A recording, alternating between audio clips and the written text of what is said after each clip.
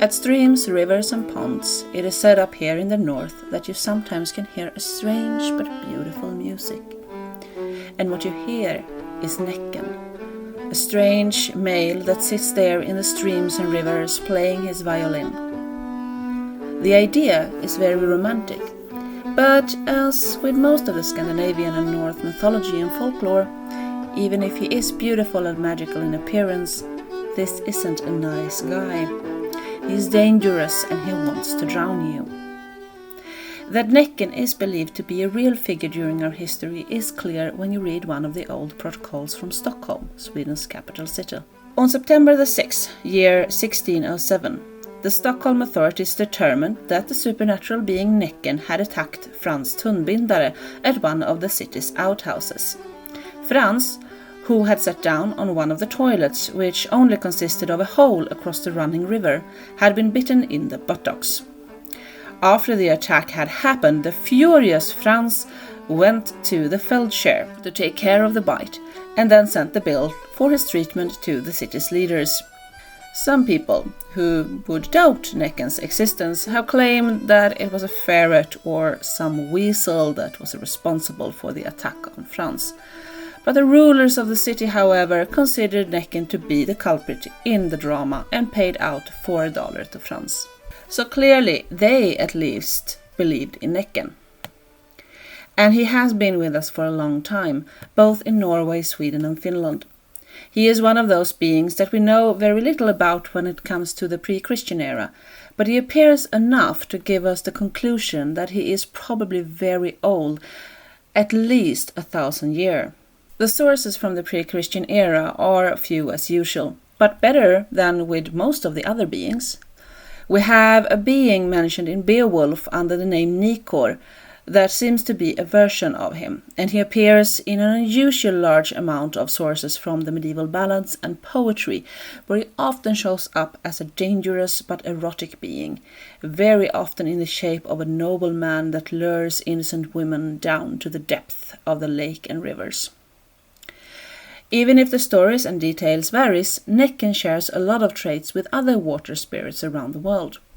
He might not be exactly the same being, but is clearly related to both the Slavic Rusalka, the German Nixe, and in also some way the French Melusine.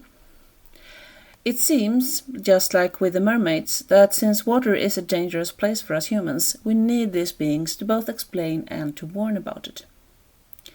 The word Näcken is something that we usually translate from modern Swedish to naked, and during the 19th century he was a very popular motif for the artists up here in the north, and they almost always portrayed him with sitting naked in the water, playing his fiddle. If you look at the word neck though, it doesn't seem to have anything to do with being naked from the start. It could come from the Old Norse word nyker, a word that, according to some sources, have been used to describe sea monsters. It can also be related to the Old English word nikor, that also has been a term for different kinds of sea monsters and also hippopotamus, and is the name that the water monster goes by in the Beowulf saga. The word neck can also come from the Germanic word nikves, that means to wash or to bathe. During the years he have had many different names except for Näcken in Sweden. Strömkaren, Forskaren, Bäckamannen, Älven and Kvarngubben is just a few, and sometimes it is said that the being Bäckahästen, the river horse, is just Näcken in the shape of a horse. In Norway and Finland you see him appear under almost exactly the same names. Norwegian people calls him Nokken or Nykken, and in Finland he is called Näkki, but also Vetinain. He has the same task in all areas, and that is to drown people. He is also, as in the story about Frans Tunnbindare, accused of biting people and leaving bite marks that doesn't heal as they should. In southern part of Sweden and Finland he is more often described as a toad or frog-like creature, and in the northern part of Sweden and Norway he is more often described as a beautiful young man. As with a lot of folklore beings, he can transform into animals, and except for transforming into big fishes and sometimes logs when he is in the water, he seems to really like the shape of a horse when he leaves for dry land. I mentioned the being Bäckahästen, the river horse, and in the south of Sweden people will sometimes be very upset and say that Bäckahästen and Näcken is not the same. While in other areas the magical horse that like to drown people is just another form of Näcken. If Näcken always was that erotic creature from the medieval ballads and poems that lure innocent women, that is something we don't know. But in the folk stories that are written down much later, he isn't always an erotic creature. As I said, he can take the form of logs, fish and horses, but he also shares a lot of the stories around music with the devil. Both that you can trick him into teaching you how to play the fiddle, but also that the music itself that you learn from him or that he plays himself is very dangerous. You can't stop dancing and will not stop until he either have lured you like the rat catcher from Hamelin to drown yourself in the river, or until just your bones are jumping around. Näcken lives close to water. He seems to prefer running water, but when that isn't available, lakes and calmer rivers are fine. He sits on rocks in the evenings and plays. From the start it was usually a harp, but later on in history he changes his instrument to start playing the fiddle. The fiddle was the most common and popular instrument among the lower classes in Sweden from around 18th century and forward, and it was even called the devil's harp in some places by the priesthood. The Protestant priest, of course, could not approve of the young people engaging in such shameless dancing and merriment. A good Protestant during the 18th century worked hard, never smiled, and feared God. So it's not a big surprise that Näcken somewhere during the history changed his instrument to match what was the most popular instrument for the common people. Näcken has a clear role in the folk tales as a scare monster, something that made you be careful around places where the risk of drowning was high. There isn't so much stories about him drowning people as it is about how to protect yourself against him. One way was to bind him on the shore while you were in the water. You needed to throw something in the water before entering and say something magical like "Neck on the beach, me in the water, neck on the beach." And then, of course, after you had cleaned up and left the water, you need to release him again by doing the same, just reverse. Actually, just by saying his name, Näcken, you made sure he lost his power over you. In the stories that do tell about people almost getting drowned, but manage to escape in the last second, his form as a magical horse turns up very often. There are boys that find a beautiful horse and start to climb up on it because they want to take a ride. The horse just gets longer and longer for each boy that climbs up. But the problem is that they are now stuck. All of them except the one, the smallest little boy that can't speak properly yet. And he says loudly, "Jag räcker inte," which means I can't reach in Swedish. But since he is so small that he can't speak properly, he hasn't mastered the r sound. So the word räcker sounds more like näcker. Jag näcker inte. Näcken hears his name and suddenly the boys fall off the horse and the horse throws itself in the river without them. Another common story about Näcken as a horse is that you could borrow him to plow the fields. A farmer comes into his stable in the morning and instead of his 2 normal horses there are now 3. And it is impossible to see which one is his or not. So the farmer decides to use the situation. He put a bridle on the 2 horses that he can't tell apart from each other, and with the steel bit in his mouth, Näcken could not shape back into a humanoid shape. The farmer then let his maid take care of the ploughing, but tells her that when she takes the bridle of the horses, she should let her apron be tied very, very loose. The maid does as she is told, and when the ploughing is done and the day is ending, she takes the bridle of the horse, and the last horse, quick as ever, bites down on her apron and runs towards the water. If she hadn't done as her master had said, she would have been dragged down in the water with the horse. Now, notice how this farmer did not take on the danger himself. He didn't do the ploughing with a strange and probably dangerous horse. Instead, he let his maid do this. Oh yes, good old patriarchy.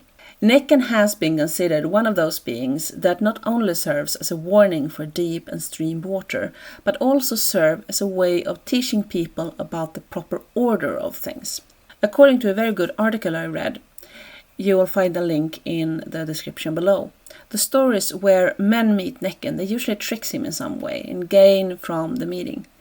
They manage to learn how to be the best musician ever, or they get other things from him, like in some stories when he helps the man fish. Nekken usually is the one that goes empty-handed from encounters like this. Nekken is only a real danger if the man is careless, or if he doesn't go to church as he should, or if he is very foolish and impulsive. He also shows up in some stories as a revengeful spirit that either hinders a man from doing tasks like fishing or trying to lure the man down with his dangerous music. But the man always sees through the trick, and sometimes they end up fighting, and the man either handle it himself with a silver bullet or seek help from a priest to get rid of him. All of these stories are not so much about beware of what can happen, but more look at this man's strength and courage, and sometimes also, even if you are a man, Nekken is so forceful that only God's words can beat him. One of those stories like this are about a smith called Nyberg. He is helping out with the hay close to a river, and the men starts to discuss how deep the holes alongside the riverbank is. No one have had the courage to test yet, because it is said that Nekken lives in those holes. Nyberg wasn't afraid though, so he takes a long metal rod and drives it down in one of those deep holes. He then can hear a loud growling sound, and he quickly draws the rod back up. But after that, night after night, Nekken come up to Nyberg's farm and try to get his revenge, screaming and growling so loud that the whole house trembled.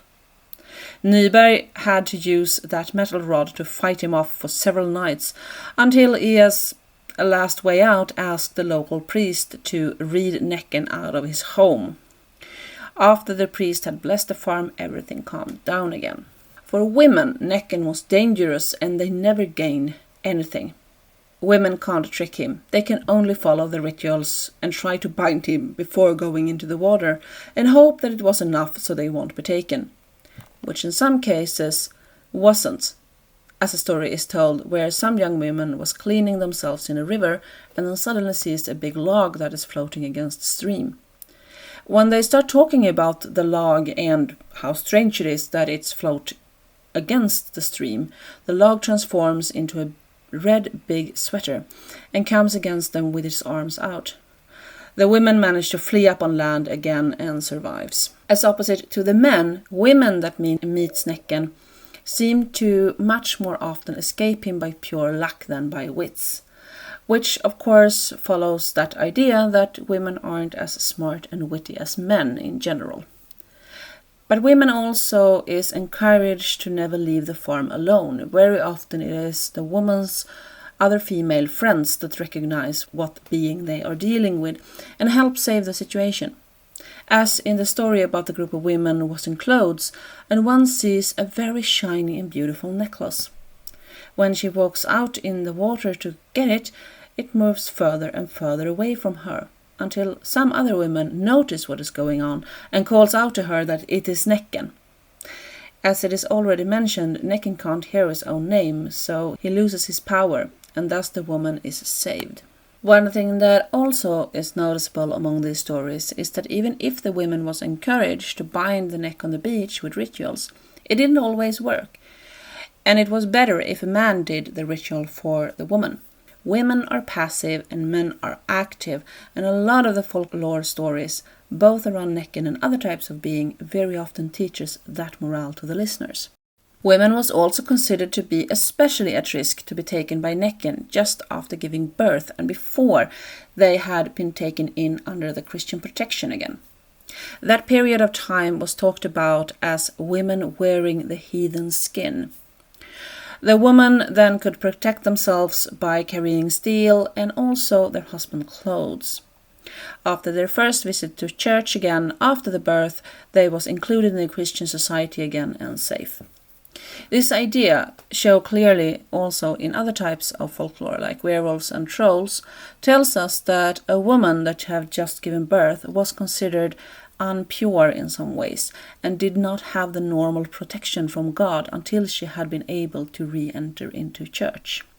To cite Joachim Statham from his book Näcken, spelman eller gränsvakt, Nekken, musician or border guard, Nekken could be helpful to the man and guide him from nature towards culture.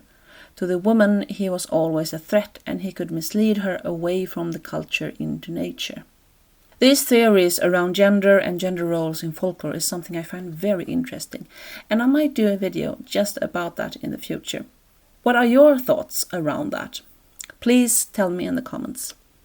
While I am writing this and recording this, I am 3 people from reaching 500 subscribers, so please, if you like my content, share this on Facebook and Instagram and help me reach other people that also love Scandinavian things. And if you haven't done it already, subscribe!